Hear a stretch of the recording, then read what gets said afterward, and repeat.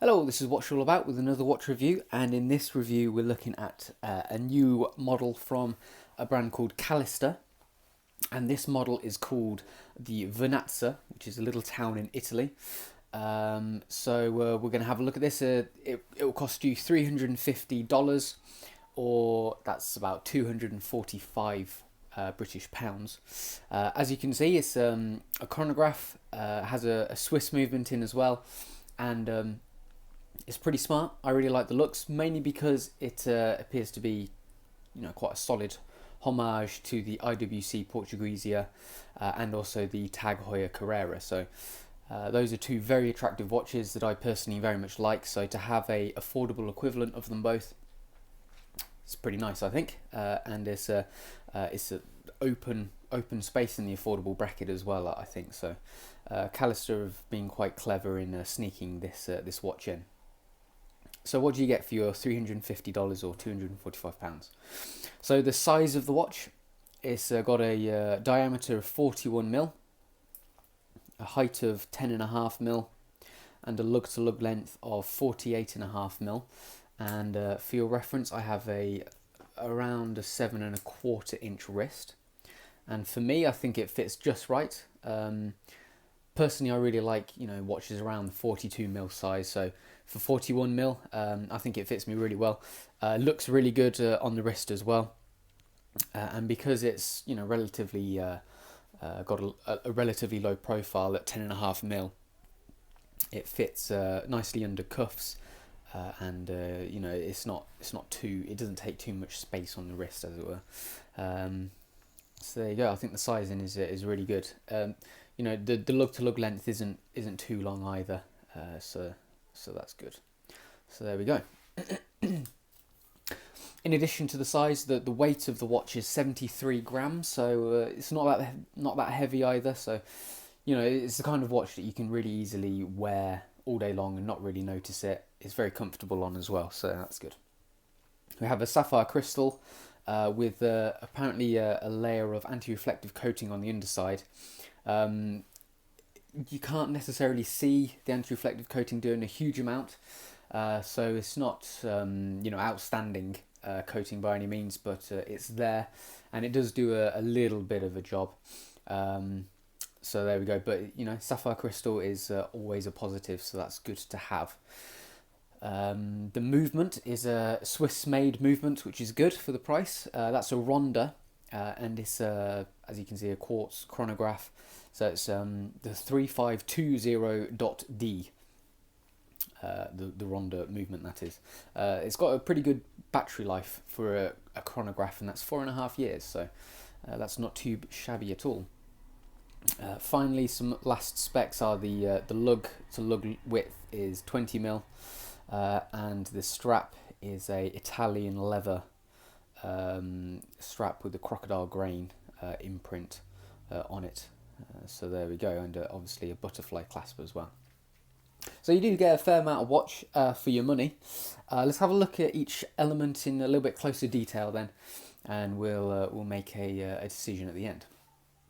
So first of all, having a look at the dial, I think the key features that make me think of the Carrera and the Portuguesia are the applied hour markers, which I really like. As you can see, they're polished as well, so they provide you with a really nice reflection when the light hits the hits the watch just right. There we go. I also really like the two subdials, one above the other as well. That's reminiscent very much of the Portuguesia. The Calister badge and little crown on the side, that's very similar to the Tag Heuer little badge as well, I think. And then the hands are almost a spitting image for the IWC Portuguesia as well. Then we move on to the pushers, some nice really big fat pushers, and I think they also mimic those two watches. So thinking about the dial then, everything is really clearly laid out. It's very easy to read. Visually very nice as well. I really like it. I like the angled rehaut as well with a minute track in. So it's been thought out a lot.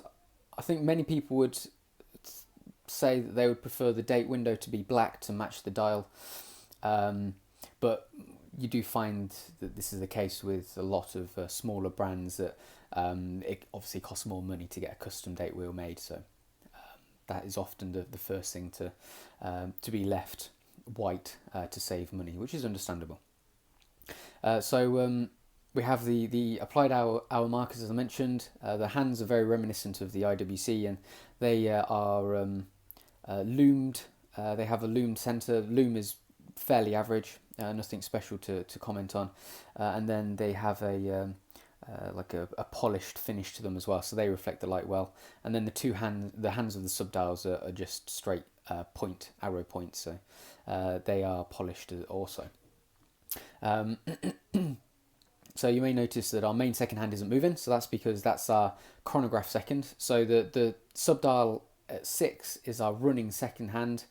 Our big second hand is our running second hand for the chronograph, and then the dial at the top is our 30-minute count up timer for the chronograph as well. A couple of one particular neat feature of the chronograph is that you can do a split. So if I press the bottom button now, so I can say, okay, yeah, that's 18 seconds, and then you can start. In the meantime, it's still counting in the background, and then you just press the pusher again, and it shoots back to where the timer was at. So that's a nice little feature. And then obviously top one is to stop it again, and bottom one to reset it. There we go. So I do really like the dial. The only two things that I would mention is the date window, but to be honest, I wouldn't lose any sleep about that. I think that the hour markers could be a tiny, like a fraction thicker. It would come across with a much higher sense of quality, but by all means, do they look cheap and thin and tacky? They still do look really good. I just think a little bit thicker, and it would have transformed it into an even more expensive looking watch. Okay, so moving on to the case. The case itself is completely polished apart from the case back. So screw-in case back, as you can see. And then we have this like blasted finish, and then all the details are slightly raised and polished as well. So that's a nice effect. And simple, but it's pretty effective, and it looks the part as well. So we have quite a number of little angles and facets on the case. So it does reflect the light in a variety of ways. It looks pretty good as well. The polished finishing seems to be pretty standard and pretty good as well. So nothing out of the ordinary. The crown is unsigned. It's a push-pull crown. I personally would have liked to have seen like the Calister little badge engraved on it, but we can wish, can't we? The pushers, I do really like the pushers with the oversized ends. Not only do they look good, but they're practical. They work really well. Pushers, give you good feedback when you use them as well. So so in that regard, they're really well made. So the case is good. Not out of this world, but very solid for the price of watch. So no complaints here whatsoever. So moving on to the leather strap. The leather, as I mentioned before, is a premium Italian. There we go. We've got a nice little stamp on the bottom, so we've got a stamp there, and then a stamp on this side with Calister. Very nice indeed. Very soft, very comfortable from the outset. It doesn't need to be broken into at all. Straight out the box, it was very soft and supple. Sometimes you get really stiff leather straps, but I've not found this to be the case at all with the Calister. And I just think the black it's like a matte finish to it rather than a patent finish, and I think that works really well in this instance. The watch really looks the part with it. So yeah, really impressed with the strap. Well put together, well made. And good quality leather, so no complaints there whatsoever. Butterfly buckles, always very nice to have, and this is a very good quality buckle. Very comfortable. Sometimes you get really uncomfortable. Just give it a wipe. Sometimes you get really uncomfortable butterfly buckles that like jab you in the wrist, but that's not been the case at all with the Vernazza. As you can see, we have a nice little Calister logo engraved on the top bar as well, but we'll look at that in close detail with the macro lens. And it works really well, and it's proved to be very secure as well. So no issues or anything at all with the buckle, and it's just very comfortable. So let me just put it back on. So there we go. So that's the leather strap there. So it's 20mm at the lugs, reducing down to 18mm at the butterfly clasp. Okay, so let me get the macro lens on then, and we can have a look at the entire watch in a lot closer detail.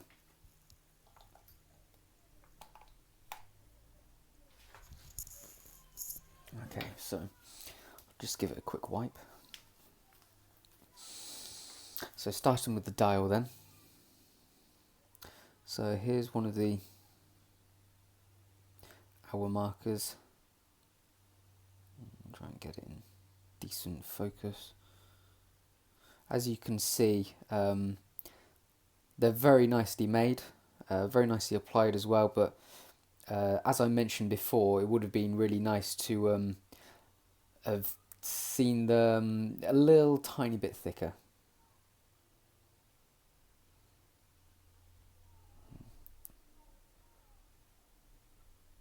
So there we go.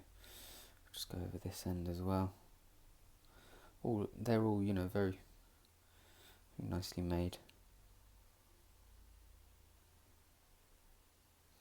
There we go. So moving on to the hands. A nice like leaf shape, very slightly pitched as well. You can see the line running through the centre. Very elegant, nice design. Just get that second hand ticking away as well. There we go. So all the hands seem to be pretty well well made.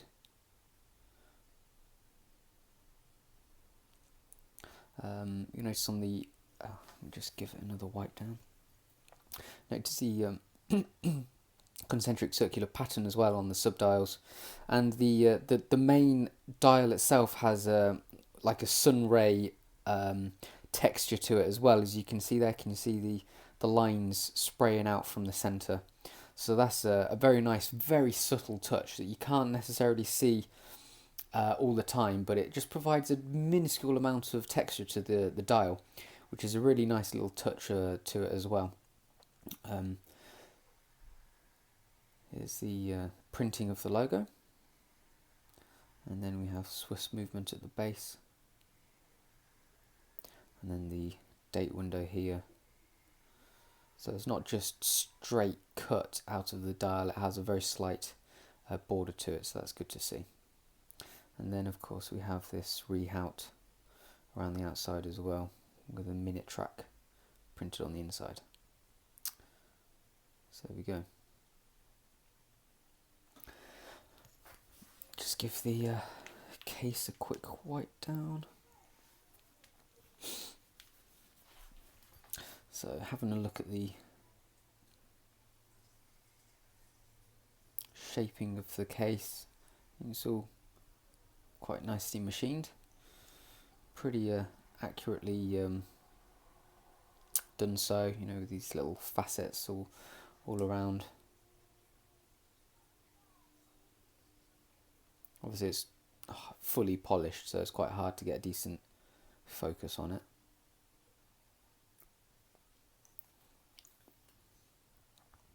Here's the crown. Yeah, it's a shame that it's unsigned.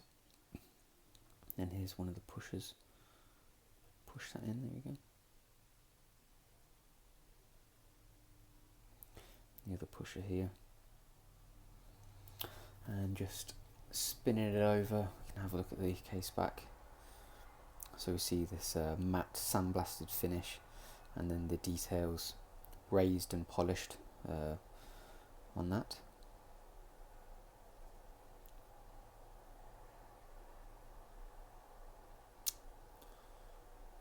we go. And then finally, just looking at the leather strap, here's the underside with the Calister imprint.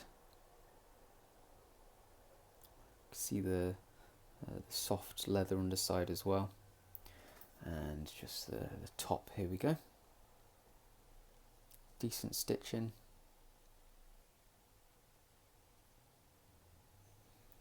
And finally the butterfly clasp, if I just give that another quick wipe down.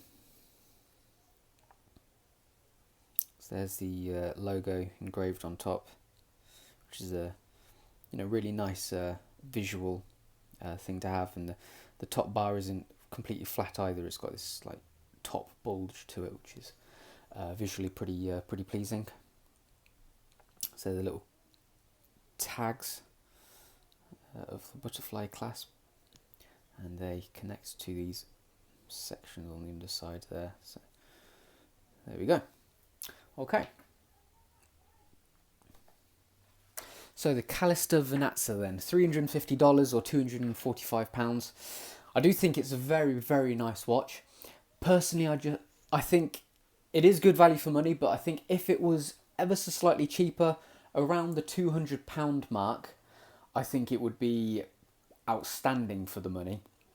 As it stands for the current price, it is very good for the money. I'm very happy with it. I think looks wise, thanks to TAG and IWC, I think it looks really smart, really nice. It looks very good on the wrist as well. Everything's made very well as well. No major concerns or issues with the watch. Obviously you've got a Swiss movement in there as well, so that's very reliable, and it's going to serve you well. A good long battery life as well. So I really like everything about it. So I'm a big fan of the Calister Vernazza. So this was, of course, the Calister Vernazza, and that's what it's all about.